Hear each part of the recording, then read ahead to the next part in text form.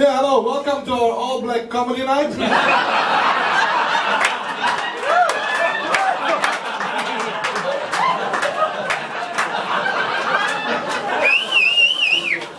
In case you're wondering, I'm the Michael Jackson kind of black.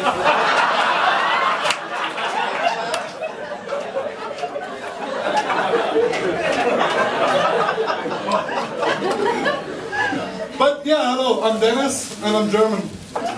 But I guess you can already hear that from my shitty accent. Speaking of shitty accents, any French here?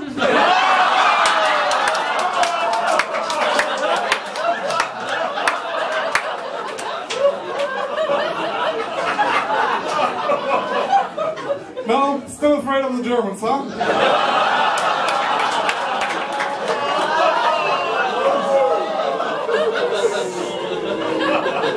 Oh, is it still too soon? But you know, the French are lucky. And not just because Germany is not allowed to invade them anymore. But because of their accent. You know, whenever they talk, it sounds like they want to make love. Whenever we talk, it sounds like we want to start another war. And it's hard to be German. You know, sometimes people even come up to me and ask, hey, why do you Germans actually hate Jews? Let me tell you something. I love Jews, especially pineapple.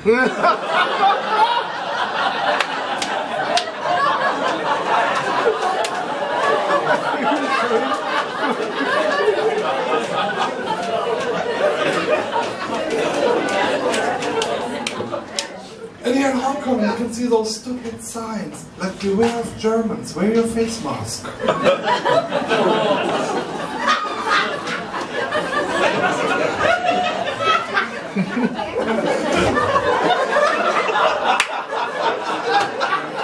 It's okay, take your time.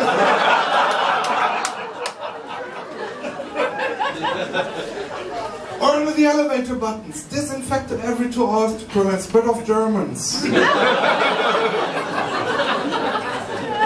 I've actually seen those signs in a hospital where I went because my wife was pregnant. So, yeah, so much for not spreading Germans.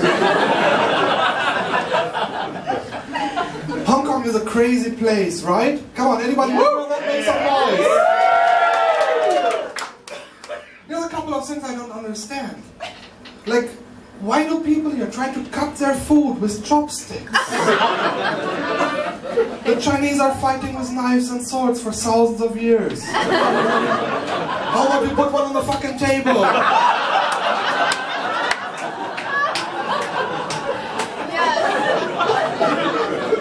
And in the MTR on the concourse, sometimes you can see people walk along and suddenly they start jogging. But just for like 2 or 3 steps. Did I miss something? What's the point? Are you like 2 seconds behind?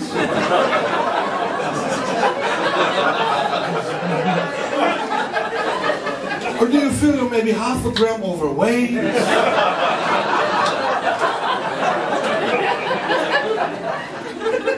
Or are you afraid of a big scary German guy next to you? But just a little bit.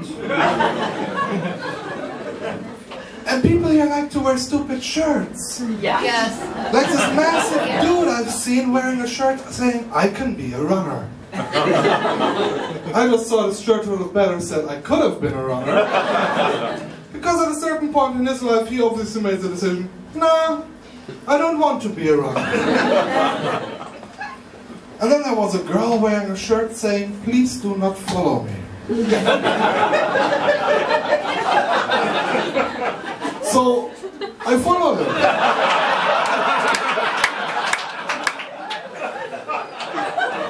You know, to ask what's it all about, if she used to have problems with random people following her before she got that shirt. At least that's what I told the police. And just last week there was a girl wearing a shirt saying in bold letters, touch. I wondered, does she really want that? As it turned out, no, she didn't.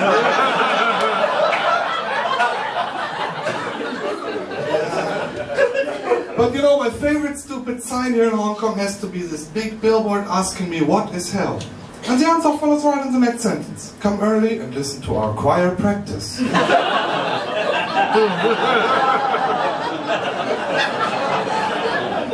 And you know what I sell? I'm sure you know what I'm talking about, right? Telemarketing calls. Yes?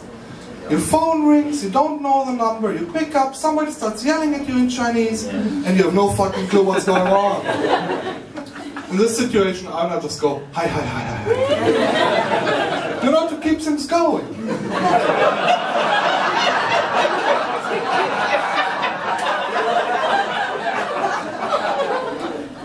At a certain point, that doesn't seem to make sense anymore. And there's this awkward little pause, which I usually like to break by going, Wali?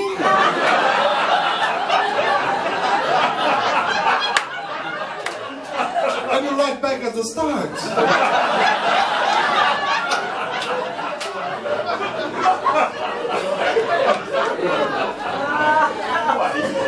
But even more annoying than all that bullshit here is all the scrutinizing they have now at airports and airplanes. I mean, come on, are they really afraid some guy might jump up? I got me a clipper here. If you're going to Kabul, will I clip your nails?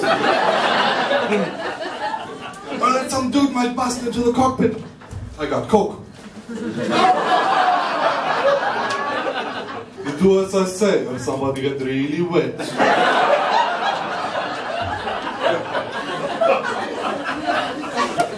Speaking of getting wet, what is it with those whistles they have on the life jackets? And when you crash in the middle of the ocean, they give you this tiny whistle. Is that to scare away sharks? Anybody in the mood for a football match? Or am I supposed to whistle a happy tune to keep the mood up? Oh look, Frank drop.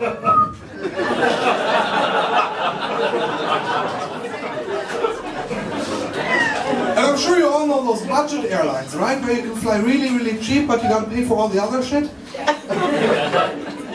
I'm just waiting for them to start announcing, in case of a sudden drop of cabin pressure, please swipe your credit cards through your armrest, and your oxygen mask will be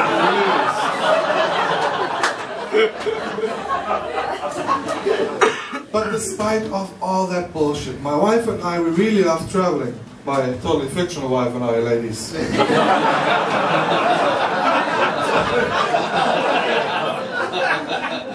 And last year we went to the United States, the land of opportunity. The opportunity for a man to become governor, even though his accent is even shittier than foreign. Where are the Americans here? Come on, make some noise. Little close for comfort. But you Americans, you're lucky. You know, you got rid of that Schwarzenegger guy. Last time the Germans had Austrian politics, he started World War II. Well, this year we're gonna go back to Germany. This actually is my last show tonight. So bye-bye. But yeah, we're gonna go back to Germany. Anybody ever been to Germany? Raise your right hand.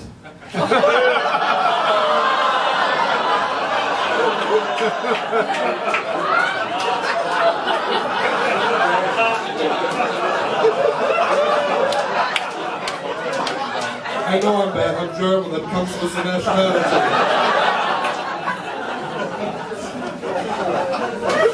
But I love Germany, you know. One thing I really love is our beer. German beer thing is so awesome, we should rename Germany to Beermany. And our capital, of course, would be Berlin. And yeah, well, since we're going back to the family, I think we have to bring some gifts. And for my mom, we picked one of those lucky cats they sell around here. You know, the ones that always wave like this? What the fuck is that? Looks like some freak cross between Hello Kitty and Adolf Hitler.